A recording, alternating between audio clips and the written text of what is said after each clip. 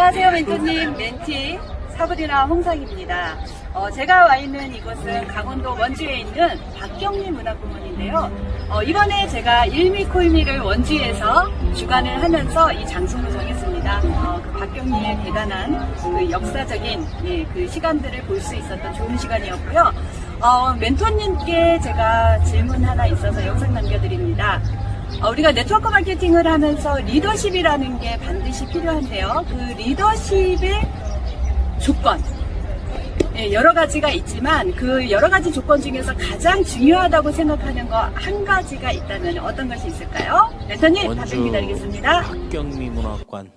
박경미 문학관이 1980년도에 원주로 가서 박경리 선생이 원주로 가서 아마 96년까지 거기에서 그 토지를 그 기획하고 작성한 그 내용들이, 그 과정들이 그 안에, 또 하나 그 안에서 친환경적인 삶을 살았고 그 온갖 반려견들을 사랑하고 좋아하고 했던 그 흔적들이, 그 박경리 그 동상 옆에 보게 되면 고양이가 있어요.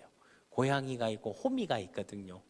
그리고 뜨개질, 바느질을 좋아했던 이런 것들이 또 거기를 지금 뭐 2층은 못 올라가게 돼 있는데 이제 그 문학관이 생겨나고 북카페도 이제 생겨나고 그래 되면서 그 원주시에서 그거를 관리를 해주고 있는 것 같은데, 거기 아마 손녀딸이, 그 옛날에는 따님 김영주 관장이었는데 지금은 이제 손녀딸이 이제 관장을 하고 있더라고요.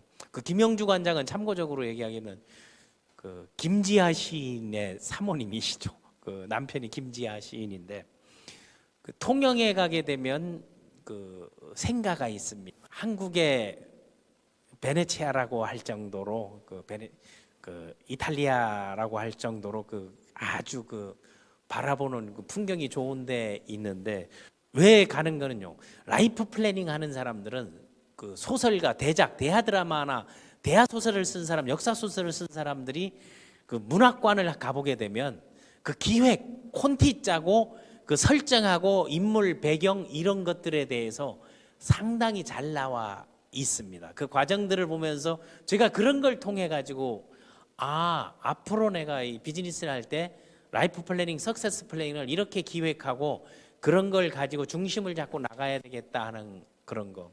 그런데 사람들은 거기에서 이제 놀란 게, 다녀온 사람들이 박경리가 지금까지 남자로 알았던 사람도 있는 경우도 있고, 그 왜 사람이 나와가지고 지금 세대가 다르면 그 모를 수도 있잖아요. 그냥 보고 단지 토지라는 거 아니면 김약국의 딸들 이런 거 정도만 생각하는데, 그 항상 김약국의 딸들도 그렇고 이제 토지도 그렇고 3대에 걸쳐서 이제 그런 스토리가 나온 그 3대 안에 우리가 지금 얘기하는 그 직업군의 세계, 직업의 세계, 직업의 군들이 토지 같은 경우는 뭐 오부작으로 돼 있을 때 그 직업의 세계들이 쫙 나와 있고, 시대적 글로벌 환경이 나와 있고, 또 하나 사람들이 그 생각, 이데올로기가 나와 있고, 또 리더십, 또 지금 리더십의 중요한 요소가 나왔는데, 그런 과정 절차들을 봤을 때 그 리더십의 가장 중요한 한 가지를 꼽는다면 신뢰관계입니다. 신뢰관계. 그렇다면 신뢰관계는 그러면 신뢰는 어디서 나오는 거야? 그 피뢰침이야? 아니면 한 건에 얼마짜리야? 그 신뢰에 대해서 설명을 못 하잖아요. 그렇기 때문에 이걸 보다 더 쉽게, 그럼 신뢰가 어디서 생기는 거 하게 되면요, 첫 번째는 약속을 잘 지키는 데 신뢰가 옵니다. 두 번째는 책임을 지는 데 신뢰가 오는 거예요. 세 번째는 그 사람이 살아온 삶의 궤적에서 신뢰가 생겨 나오는 거거든요. 그래서 자기 개발하는 사람들이 비전 선언을 하고 미션 선언을 하잖아요. 이게 리더십의 요소 중 상당히 중요한 거예요. 그렇다면 그 신뢰는 어떻게, 약속을 잘 지키고 말한 대로 말과 행동이 일치하는 거, 거기에서 신뢰가 생기는 거거든요. 그래서 우리 비전을 제시해서 사람들이 신뢰가 깨질까 봐 비전 선언 안 하는 사람이 있어요. 한다고 해서 못하면 어떻게 하는데, 하는 거는요, 기간은 달라질 수가 있다는 거예요. 기간은 달라질 수가 있는데 이게 꾸준히 이어지면서 그 구축된, 축적된 그 궤적들을 보면서 믿을만하다 안 하다 하는 거죠. 결국은 이런 신뢰는 리더십의 조건 중에서 이 신뢰 관계로 하게 되면 이게는 덕목으로 가버리는 거기 때문에 리더십 조건 중에서 가장 신뢰는 의사결정입니다. 의사결정을 할 수 있다는 거. 의사결정을 못하니까 그 삼국지에도 나오듯이 그 내시들이 그 소위 말하는 그 판관의 난 이런 것들이 그 주변 사람들이 의사결정을 하잖아요. 우리가 그 탄핵되는 것도 다 그런 것 때문에 나온 건데, 강력한 리더십이라는 거는 의사결정을 하고 그 말한 대로 밀고 나가는 걸 그걸 추진력이라고 하는 거거든요. 그러니까 의사결정 안에는 추진력이 들어가 있고, 그게 잘못됐을 땐 역사적인 책임을 져야 된다는 거죠. 그게 잘못됐을 땐 법적 책임을 져야 된다는 거죠.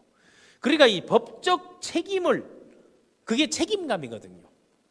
그게 국가에서도 기업에서도 개인 간에도 추진력, 책임감, 의사결정, 그러니까 셀프 리더를 결정하는 가장 중요한 거는 스스로 결정할 수 있느냐. 이건 셀프 리더인 건데, 집에 가서 마누라한테 물어볼게, 남편에게 물어볼게, 부모님께 물어볼게, 친구에게 물어볼게, 아니면 망한 사람에게 물어볼게, 그 사람은 리더가 아니다라는 거죠. 의사결정을 못하는 사람은 리더가 아니라는 게. 그래서 그 의사결정론이라는 게 경영학 석사 MBA에서는 의사결정론이라는 걸 별도로 또 배우게 됩니다.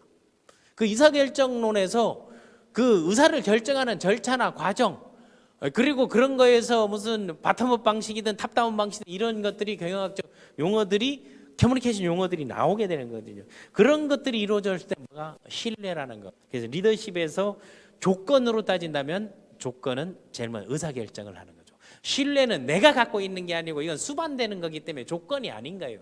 신뢰가 있다는, 이 사람의 신뢰는 이 사람은 또 불신할 수도 있거든요. 신뢰는 책임이나 추진이나 그 사람의 의사결정이나 그 사람의 삶의 형태나 조직 형태나 리더십의 형태를 보고 부수적으로 더해지는 게 수반된다 하는 거거든요. 그 신뢰는 이런 게 이제 다 이제 추상명사가죠. 뭐라고 분명하게 말할 수 없는 거죠. 그 믿고 따르고 이런 것들로 그 언어적 표현뿐이 안 되는 건데, 의사결정은 행동으로 디시전 하는 거 아니에요. 결정하는 거기 때문에 동사 명사가 다 나오는 거 아니에요. 결정하다, 결정. 그런 것들이 이제 그 의사결정이 가장 리더십의 으뜸으로 꼽는다면 그게 리더인 거예요. 자기가 결정 못하는 사람이 무슨 리더예요. 그래, 리더 아닌 사람들이 계속 남욕하고 비난하고 하는 거거든요. 그거를 참고적으로 알면 쭉.